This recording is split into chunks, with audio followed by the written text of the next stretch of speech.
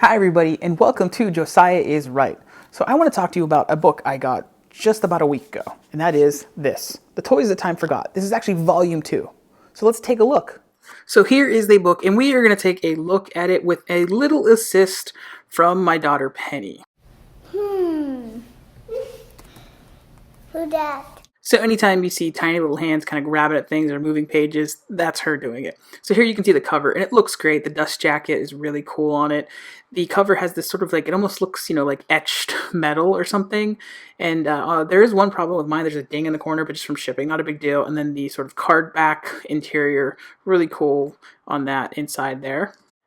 In the intro for the Golden Age here, kind of talks about how Star Wars very much opened up the floodgates for licenses. So, for licenses, or licensing, however you want to say it. So it was pretty interesting just to read that and and think about how Star Wars did change everything. Now we start with Lord of the Rings toys based on Ralph Bakshi's Lord of the Rings. I had no idea. There were actually toys released. There were 8 of them, but they were released in such limited quantities. And here, example, that's Boromir, I think, right? That never got released. It's so crazy that that film, as a kid, that was a seminal, important film in my life, but it wasn't a big film by any means. So it's cool to see that they were actually released, and you'll see them on the page here, the card back figures that now are super rare and super expensive. And they look very much to me, they remind me of the D&D figures that would come a little bit later in the 80s that I didn't even realize were Dungeons & Dragons until many years later. So I didn't see the cartoon at the time, so I wasn't aware. And of course, The Last Starfighter, a personal favorite film of mine. I happen to know John Betchell, the screenwriter, and those comic books are also really significant for me. I read those before I saw the movie, and I love the comics, and then I didn't even realize it was a movie, other than the comics kind of telling me that. But it was a really important film in my life. I love the film. It's a very different 80s positive sci-fi, but Galoob almost makes figures. So these figures are all kind of Kit Bash figures that you're seeing here for the most part, but it was a really, really cool line. There is a toy company that the name escapes me at the moment. It's not in my notes. But I think they're out of Australia, and they're doing a couple of the figures. It's like Alex and 2 other ones that I don't even recall which ones. So really cool that those existed in some form now. I think those are the 2 figures. They never got produced, which is just a tragedy, but they are alive in some form out there, and maybe we'll see them on a bigger scale at some time in the future. I'll just have to wait and see on that one, I guess. And DC Superpowers, another line that was huge in my life. I had the Superman figure that I used to reenact the death of Superman with a coffin that my dad made for Superman. That was the DC Superpowers version of Superman. Look at that, Darkseid's castle there, awesome. And then or castle apocalypse, I don't know what it would be called specifically, but the real cool thing is some of these designs you never saw, but there's a Man-Bat figure you'll see in just a second here that they had a prototype for. I cannot imagine how much I would have loved seeing a Man-Bat. I probably would have known who Man-Bat was at that time, but it would have really, really amazing that DC Superpowers would have had a Man-Bat action figure. I can't believe that it almost got made. Then they started to make up some figures. This would have been like, a 4th wave? I think there were 3 waves of these figures, but you can see Man-Bat there.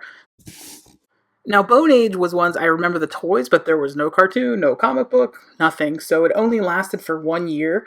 And the dinosaurs were going to kind of get a lot freakier. They were Bone Age, and they were going to get much more weird technological sort of insect based, as you can see here. I don't know if I would have liked it, but I liked the Bone Age line, but it didn't really go anywhere, obviously. So this would have been a cool progression, but without something to sort of buoy it as a storyline. And here are Ninja Turtles. You can't go wrong with unproduced Ninja Turtles toys. I love the Playmate stuff from this time because it's kind of all, to me, one continuous line. There will also be the stuff for Toxic Crusaders a bit later, but you can see here some of the packaging design, prototyping for Donatello there, a whole lot of designs. If you watch the Toys That Made Us, you'll see some of the designs that didn't get made.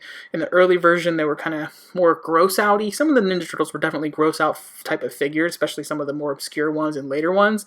Mark Taylor came in and kind of brought the line together and designed it and grounded it a bit more, and even though the line was, I wouldn't call it grounded by any means, it was a little bit more realistic, and he spoke of how stupid April O'Neil was. I would have totally preferred April O'Neil as a cat, or even just with a jacket, because she was kind of a boring figure. Not that she's a girl, as a young boy, I didn't care, but I wanted something more interesting. See some more designs here, some more of the different funky turtles in their various costumes. I wasn't a huge fan of these, but I had a couple. I had like a Leonardo Samurai that was a cool one. There were a few exceptions. I had a Donatello that was not my favorite, that him in disguise, he wore a weird mask and trench coat. And this one, Max Effects. So this was a really, really interesting line. One of my favorite things in the book, because I had no idea. Basically, it's a fictional celebrity makeup guy. Makeup people were big at that time, right? Special effects makeup people. Rick Baker, Stan Winston, and so on. So there's Max, kind of Max Headroom looking. And the idea is that he does these makeups on himself, and he puts these costumes on and essentially cosplays as all of these creatures. Some of them licensed, some of them just looking a lot like it. But I think what killed this line was Freddy Krueger and the R-rated toy. That alien one, oh my gosh, I would have loved that alien, to dress up a guy as an alien at that time. But because of the Freddy Krueger figure that came up before this, and it was that R-rated toy line for kids, and of course not too long after this there would be an Alien line that was obviously based on a series of R-rated movies, but it never happened. The creature one's really cool. That looks very much like the creature from the Monster Squad. Some very 90s gross out stuff here that would have been right in my wheelhouse, but it didn't exist, so I never got to gross out my mom with those toys. And Darkwing Duck. I don't know that I've been really into these figures. I love the cartoons and all the Disney Afternoon stuff and whatever those. Some of the shows were morning shows for me. I don't know about you guys, but the Gizmo Duck, I would have loved a figure of that. That alone, that was my favorite character in all these cartoons. Just very Iron Man meets Inspector Gadget kind of character. I loved it, but I never got one. So I wonder if Funko released a series similar to this. Here we have the Toxic Crusaders. Now this was a weird line based on a very grown-up B movie. And the Toxic Avenger was the movie, and these toys were kind of gross out, like the Ninja Turtle gross out toys. That was this whole line, basically. I was fortunate enough to have pretty much the entire line because they were really cheap because no one else wanted them. And so my mom, I think for 1 year for Christmas or my birthday or something, was able to get me like the whole line. But you can see some vehicles and things that never happened. This Splattersaurus, there's a Palutosaurus, which was made by Technodrome Toys, so find him on Instagram, a great follow.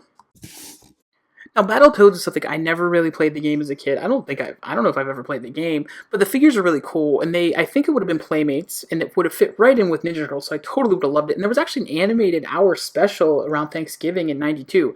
I totally missed it and would have loved it. It looks like it would have been a great line. I would have totally enjoyed it. And here we are with Star Wars. Now, this is basically the most interesting part of the book to me, and this could be its own book, own volume. You could just do so much on the history of Star Wars alone, so this is basically about how all these people came to pitch to get the license for Star Wars at that point in the 90s. You can see Penny trying to turn the pages when I wanted to stay on this for a minute longer. And essentially, it's a really cool story about different companies. You name it, all the toy companies, Hasbro, pitched all these things. They made all these prototypes, and this stuff never got made because it never happened. They didn't get the license, but it was essentially a reverse toy fair. Instead of pitching to the buyers, they're pitching to the licensor, I believe is the right terminology there. So it's just an interesting flip. And here's Penny naming some prototypes from one of the companies. Just a really interesting story and interesting aspect of toy history. And the rumor is that an 18% royalty and $500 million, I think, was what it cost Hasbro to get it. And I know in the Toys That Made Us, Hasbro kind of shared that they would do anything to get that license, and they did anything to get that license. But you can see some of the sculpts here were really good for that time. Just really amazing that, well, Hasbro essentially had the license from purchasing Kenner, so they were going to keep it at all cost. And here you see Luke. I'm pretty sure that's a Playmates Luke, and Penny asking me why Luke has a sword. There's a sword? Why? It's a good question, Luke. Why do you have a sword? But just cool to see. This is very similar to, they did do figures like this. I forget what they were called. They kind of had a little rotating base from Hasbro Kenner at that time, or around that time, probably a little bit earlier than that. I don't recall exactly. You can see some more of the things that didn't happen. The further you get to the back of the book, the less nostalgia I have. I do have nostalgia for Crash Bandicoot, but it's more purely as the video game. Though the toys are interesting, and the toys that didn't get made are interesting kind of thing. But it's just kind of the further you get in time, the less I have a connection to it. And I wasn't a toy collector at that time, kind of got back into it much later after a big gap. The Gex one is really interesting to me, kind of like the Battletoads. I played Gex, not super familiar with it, played it at the time, probably on the PlayStation. And I liked it, but I really just like the figures and like the designs and think it would fit with a Ninja Turtle sort of aesthetic. So it's just cool from that regard. I liked the character of Gex at the time, but again, there's no nostalgia, so I didn't miss anything. As we approach the back of the book here, this is kind of the last that there's any level of nostalgia. I believe this is the same company. They did produce Muppet Toys, and I believe this is the company that produced some that were based like Star Wars Muppet mashups that were sold at Disneyland, which I had a couple. I no longer do. Sold them a few years ago, which I regret. I had pretty much the whole line because I got some of them at the Company D store when I worked for Disneyland briefly, so I had a lot of the figures, and I probably made a little bit of money on them. That's not why I bought them. But to see the Wizard of Oz figures, really the cool ones, though, I would have loved the Fraggle Rock, the Muppet Babies. They obviously they didn't get beyond these stages of prototyping, but I really would have loved those. I didn't really know these Muppet figures existed beyond the ones that were at Disneyland, assuming it's the same company. They were sold by, I think maybe in Tomorrowland by the Star Tours ride, and also they were sold at Hollywoodland, where the Muppet Theater used to be, which is now Mickey's PhilharMagic. You see some Harry Potter stuff. Again, no nostalgia for the toys, but this talks a lot about playsets, and I think that would have been really cool. Some really cool Harry Potter playsets. And we kind of wrap up with modern toys, and the Planet of the Apes line just kind of tells you how maybe there's a little bit of a segmented, more narrow audience for these toys. I love Planet of the Apes, but I don't have any toys. That ape is amazing. I would buy that one, though. I remember at Comic-Con a few years ago, they had an exclusive, like the final, which would have been the final 3 figures, I believe, and I didn't get it. Now, retrospect, I wish I had, but it wasn't really, I wasn't into that line. I don't really collect NECA much. The last one here is very interesting to me because it kind of talks about Kickstarter toys in this Krampus one here, so that didn't quite make it, and they talk about other lines that were successful. It's just kind of interesting way to wrap it up. The modern toy, it's very much a thing with Kickstarter in terms of producing new lines and sort of testing it out. Thought it was a really cool way to end this second volume of the book. So that is the Toys That Time Forgot. That's $50 plus $10 shipping, and international shipping is more. Reach out to Blake himself. I will link below. The email is unproducedtoys@gmail.com. Send him your info, and he will send you a copy of the book. It's expensive, but worth every penny. It's great, high-quality book, and it's just, right now, really cool to read something about the toys you never got to play with. And if you're in isolation as you watch this, if the coronavirus is still going on as you watch it, then you could have played with these toys, but at least you can read about them. Bye.